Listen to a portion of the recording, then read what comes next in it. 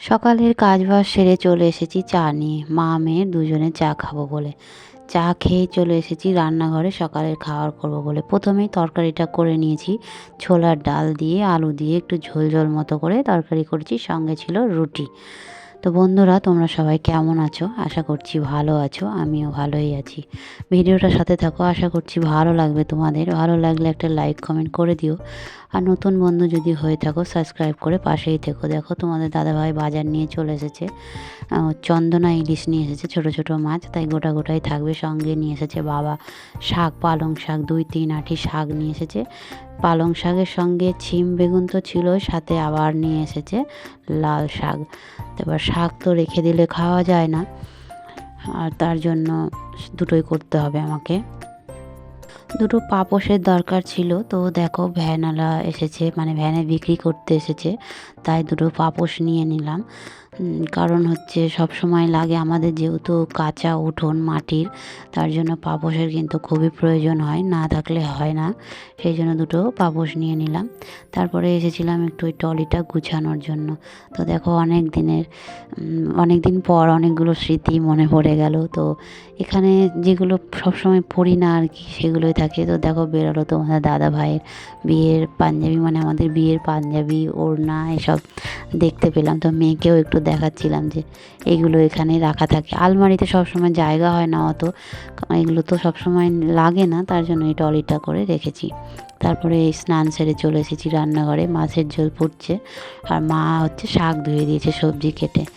খেতে বসে গেছি সবাই মিলে, মাকে আর বাবাকে দিয়েছি নিচে, আর আমরা চলে এসেছি তিনজনের খাবার নিয়ে উপরে, কারণ তোমাদের দাদাভাই খবর দেখতে দেখতে হচ্ছে ভাত খায়। প্রতিদিন তো হচ্ছে 12টা-1টার সময় রোদ্দুর উঠছে, আজকে জানো না সারাদিন একটুকু রোদ্দুর উঠেনি। ঠান্ডা এত পড়েছে, এত ঠান্ডা লাগছে জানো না কী অবস্থা, একদম মেঘলা মেঘলা হয়েছে, রোদ্দুরই উঠেনি আজকে। তো খাওয়া দাওয়ার পরেই মেয়েকে হচ্ছে একটা কমলা লেবু এনেছিল, তো দেখো কি বড় সাইজ কমলা লেবুটার, বাবা নিয়ে এসে রেখেছিল দোকান থেকে, তো ওকে একটু দিলাম, ও খেলো। তারপরে চলে এসেছি সন্ধ্যাবেলার ডিউটিতে, চা নিয়ে বসে পড়েছি, চা বসিয়েছি। আর আমরা খেলাম চা, দুধ দিলাম, আর মেয়ে খেলো ম্যাগি। মেয়ের তো হচ্ছে ম্যাগি ফেভারেট। তারপরে বাবা বাজার নিয়ে এসেছে, সেগুলোই বার করে রাখছিলাম, যে বাজারগুলো ব্যাগ থেকে বার করে রাখি। আমাদের মাসকাবারি বাজার করে না, যখন যেটা প্রয়োজন সেটা বাবা বাজার, মানে পাশেই দোকান যেহেতু, সেই জন্য করে নিয়ে চলে আসে। মাসের বাজার যে একবারে মাসে করি সেটা কিন্তু আমরা করি না, ওই জন্য তোমাদের ঘন ঘন কিন্তু বাজারটা আমি দেখাতে পারি। তো যখন যখন যেটা লাগে, আমি মা কেউই দোকান যায় না, বাবাই এগুলো করতে ভালোবাসে, তাই এখন পর্যন্ত কিন্তু বাবাই করে। তো মটর নিয়ে এসেছে, বাবা বললো মটর ভিজিয়ে দাও, কালকে হচ্ছে নিরামিষ করে আলু মটরের তরকারি করবা, তাই মটরটাকে রেডি করে রাখলাম, যে রাত্রে জল দিয়ে ভিজিয়ে রাখবো। আমাদের বাড়িতে আলু মটরের তরকারিটা কিন্তু সবাই ভালোবাসে, নিরামিষের থেকে পেঁয়াজ রসুন দিয়ে বেশি।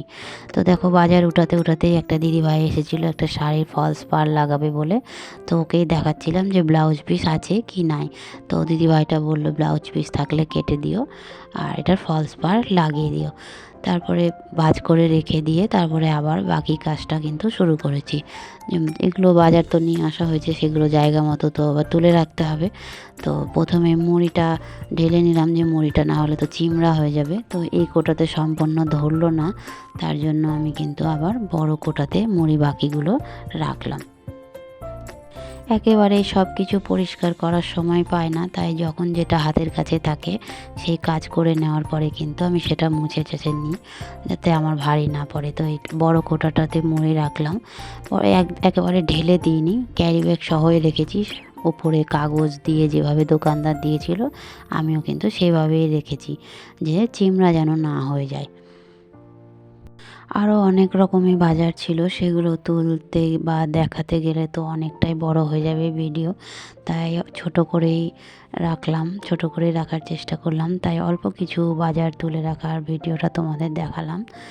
তো বাজার টাজার সব তুলে নেওয়ার পরে একটু মোছা চাচা যখন করতেই এলাম, তাই আমার 3 তাকের সেলফটাও একটু মুছে পরিষ্কার করে নিলাম। ধুলোবালি তো হয়েই যায়, তার জন্য একটু পরিষ্কার পরিচ্ছন্ন করে রাখলে ভালো লাগে দেখতে।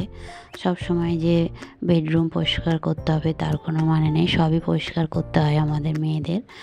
তাই এটাও একটু পরিষ্কার করে নিলাম। তো বন্ধুরা, আজকের ভিডিওটা কেমন লাগলো অবশ্যই জানিও। দেখা হচ্ছে নেক্সট ভিডিওতে।